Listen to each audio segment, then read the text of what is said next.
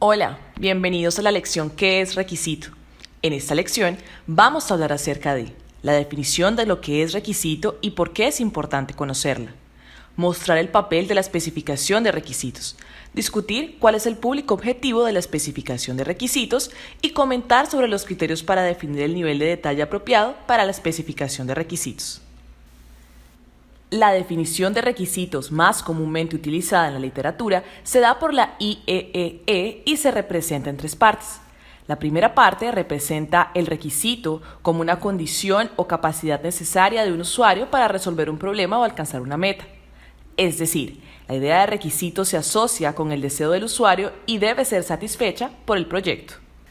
La segunda parte de la definición define requisito como una condición o capacidad que debe ser atendida por un sistema o componente de un sistema para satisfacer un contrato, estándar, especificación u otro documento formalmente impuesto.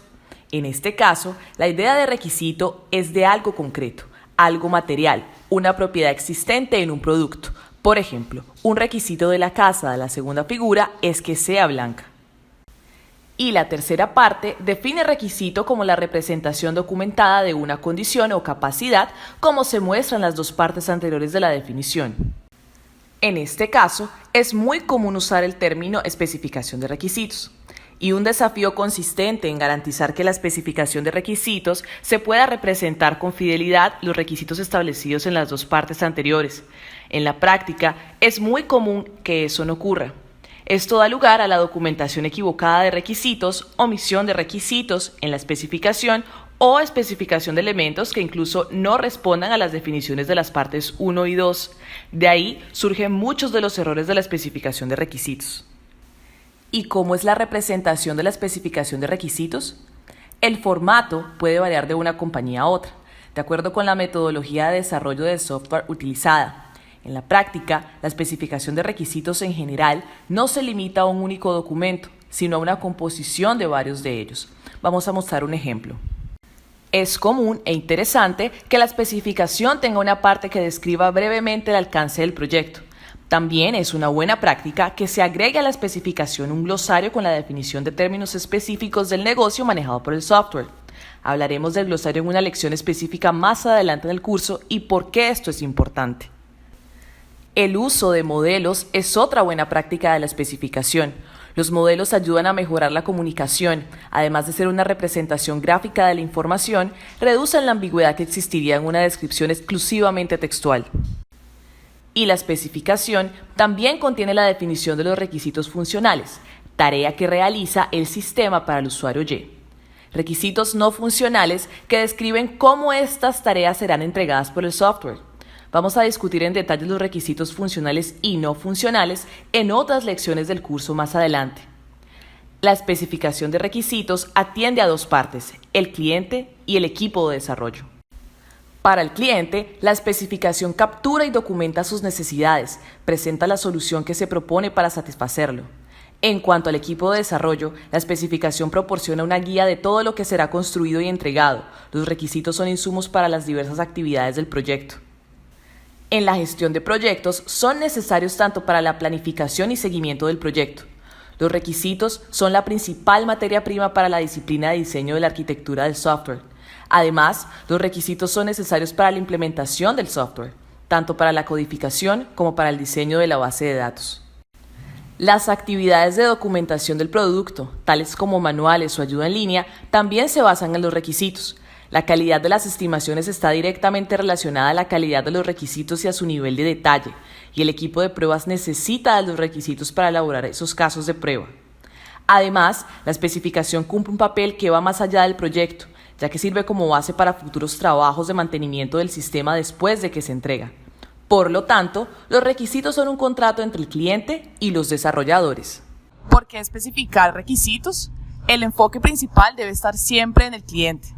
El documento de requisitos, que es orientado al cliente, también es útil para el equipo de desarrollo. Sin embargo, lo contrario no es correcto. La especificación de requisitos debe usar el lenguaje de negocio del cliente, no del área de tecnología de la información.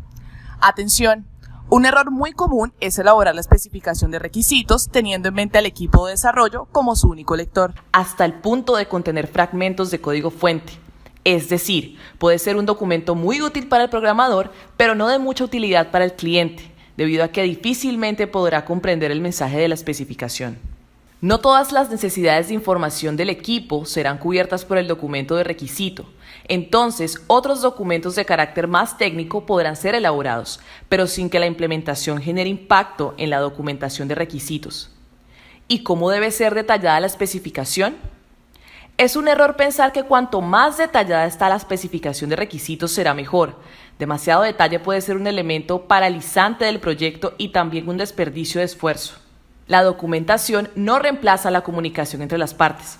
Cuanto mayor es la confianza entre las partes, más simple puede ser el contrato y viceversa. Y este contrato puede ser tan sencillo como un contrato verbal. Pero esto solo funciona cuando las partes tienen un alto nivel de confianza y cuando el objeto del contrato es simple. ¿Qué criterios específicos afectan al nivel de detalle de una especificación? Cuando el desarrollo de software se produce por un equipo interno de la propia empresa, por lo general requiere menos formalismos que el desarrollo realizado por un equipo externo de otra compañía. Si el cliente es un compañero de trabajo, la interacción cara a cara es más fácil y más frecuente. El equipo de proyecto que se encuentra físicamente en el mismo lugar favorece la comunicación, lo que reduce la necesidad de un mayor nivel de documentación. Cuando el equipo de proyecto se extiende a través de múltiples locales, a veces en diferentes países, existe la necesidad de mayor documentación para que la comunicación sea posible. Si hay necesidad de estimaciones con menor nivel de incertidumbre, se debe profundizar en el alcance del proyecto, lo que implica detallar los requisitos. Cuando el cliente tiene un alto grado de implicación en el proyecto, eso también implica un mayor nivel de confianza entre las partes. La implicación del cliente, naturalmente, hace que él esté mejor informado del proyecto, demandando menos esfuerzo de documentación para la comunicación. ¿Y qué ocurre cuando el equipo de proyecto tiene un alto conocimiento del negocio del cliente? Esto significa que no hay necesidad de tantos detalles, como dice el refrán, a un buen entendedor, pocas palabras. Es decir, todos son buenos entendedores y el detalle no va a generar beneficios. Ahora, si el conocimiento del equipo es bajo, entonces más detalles deberán ser proporcionados en la especificación. Cuando el proyecto implica un trabajo similar a proyectos anteriores, no hay necesidad de tantos detalles. El conocimiento del pasado suministra algunas de las necesidades de información para este nuevo proyecto. Por ejemplo, el proyecto implica en agregar al sistema de cuentas de ahorros de un banco algo similar a lo que ya fue hecho para el sistema de cuentas corrientes del año pasado. No toda especificación es producida con la finalidad de desarrollar software. A menudo sirve para soportar la adquisición de un producto de software. En este caso, no hay necesidad de producir una especificación tan detallada como lo sería para el desarrollo. Se debe estar atento también a un fenómeno presente en muchas empresas que es la rotación de personal. Cada vez que un miembro del equipo se va, algún conocimiento se pierde en mayor o menor medida. La documentación de requisitos se convierte entonces en una herramienta importante para la retención en este conocimiento. Como regla general, la mayor rotación de personal implica mayor detalle en la documentación de requisitos. Una menor rotación, menor necesidad de detalle. Completando la lección, ahora sabemos que la definición de requisitos cubre tanto el deseo del usuario como una característica del producto y la documentación de ambas. Hemos visto que la especificación de requisitos cumple la función de contrato entre el cliente y el equipo de desarrollo, y para cumplir su función debe ser bien comprendida por ambas partes. También vimos que el enfoque de la especificación debe inclinarse hacia el lado del cliente. Desarrollar una especificación orientada a los desarrolladores implica que el cliente no conseguirá entender la especificación. Vimos que no siempre una especificación detallada significa que es la mejor opción. Listamos varios criterios que pueden influenciar en mayor o menor detalle a la especificación para tratar de ayudarle en esta decisión.